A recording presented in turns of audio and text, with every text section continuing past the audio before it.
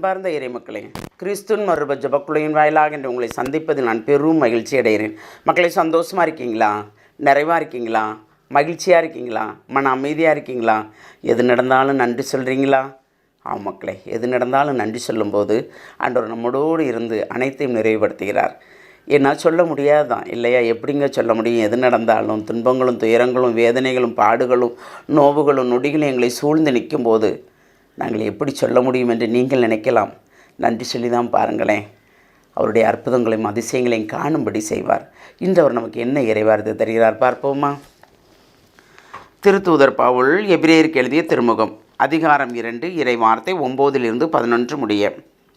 நாம் காண்பதோ சிறிது காலம்.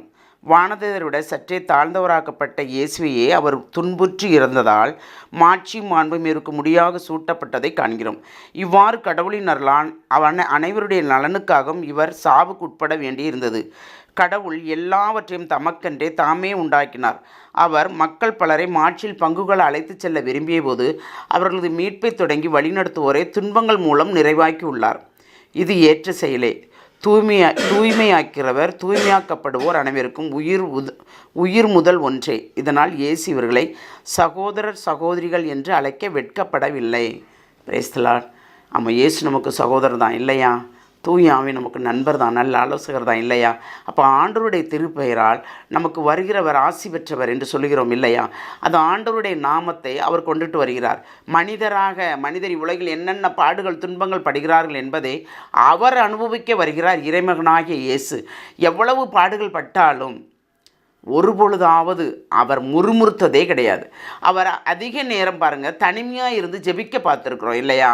நாம் வாசிக்க கேட்டிருக்கிறோம் இல்லையா? அப்போ நாம் தனிமையாக இருந்து ஜெபிக்கும்போது அதில் ஒரு வல்லமை நமக்கு கிடைக்கும். என்ன துன்பங்கள் வந்தாலும் துயரங்கள் வந்தாலும் நாம் தனிமையை தேடி நம் வீடாக இருக்கட்டுமே, நாம் எங்கு சென்றாதான் ஜெபிக்க முடியும் என்றில்லை, நம் வீடாக இருக்கட்டும், ஒரு விசை நீங்கள் அவரோடு உள்ளே இருந்து இன்று நான் தனிமையில் உம்மோடு உறவாடப் போகிறேன் ஆண்டவரே, என் ஜெப வேண்டுதலை கேளும் ஆண்டவரே, எப்படி பேசுவது என்று தெரியவில்லை ஆண்டவரே, ஆனால் உம்மால் முடியும் ஆண்டவரே, என்னோடு பேச முடியும், நீர் பேசுவதை நான் கேட்பேன், நான் கண்டுகொள்வேன் என்று சொல்லும்போது